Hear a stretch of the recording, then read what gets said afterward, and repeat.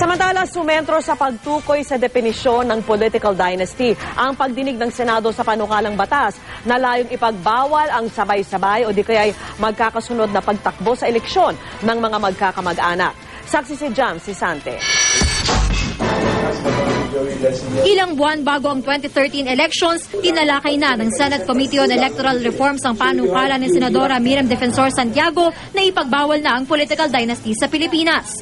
Para magawa ito ayon sa Senadora, kailangan daw linawin ang definisyon ng political dynasty sa saligang batas.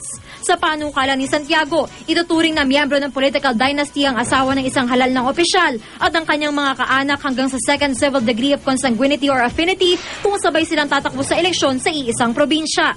Kung hindi naman tatakbo ang isang politiko, ipagbabawal na kumandidato sa posisyong iiwan niya ang asawa o kaanak hanggang sa second degree.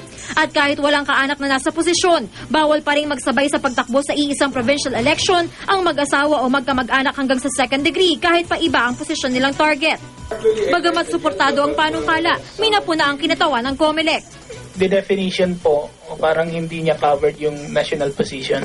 Baka naman ma-accuse kaming mga senators dito na pinapaboran namin yung aming positions because yung law na ipapasa namin na anti-dynasty law does not cover senators and vice presidents and presidents. So ayusin po natin yung definition na maging acceptable sa lahat.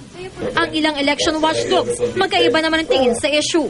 Putting restrictions on families, because they're related, might also be detrimental. What if that person is really competent? More often than not, the purpose of that kind of situation is to maintain the family's hold, not only to their political power, but to economic resources of the province. Sa pag-aaral ng political scientist si Dr. Temario Rivera, lumabas na 74% ng mga lalawigan sa Pilipinas ay may mga political dynasty o clan. Pinakamarami ang galing sa Central Luzon, kung saan may 24 na political clan. Sinundan ito ng Calabarzon, kung saan 18 ang mga pamilyang politikal. Pumangatlo ang Davao Region, kung saan naabot sa 11 ang kanilang bilang. Sa Kamara nga lang, hindi bababa sa 160 political clan ang may 2 o higit pang kongresista sa pamilya. Patunayan, mula taong 1907 ang itatag ang lehislatura ng bansa sa ilalim ng mga Amerikano, may higit 400 kongresista ang may tuturing na kabilang sa mga political family. Sa Nobyembre, ipapagpatuloy ng Senado ang pagdinig sa issue, bagamat mukhang malabo na rin nila itong maisabatas bago ang midterm elections. Ako si Jam Sisante, ang inyong saksi.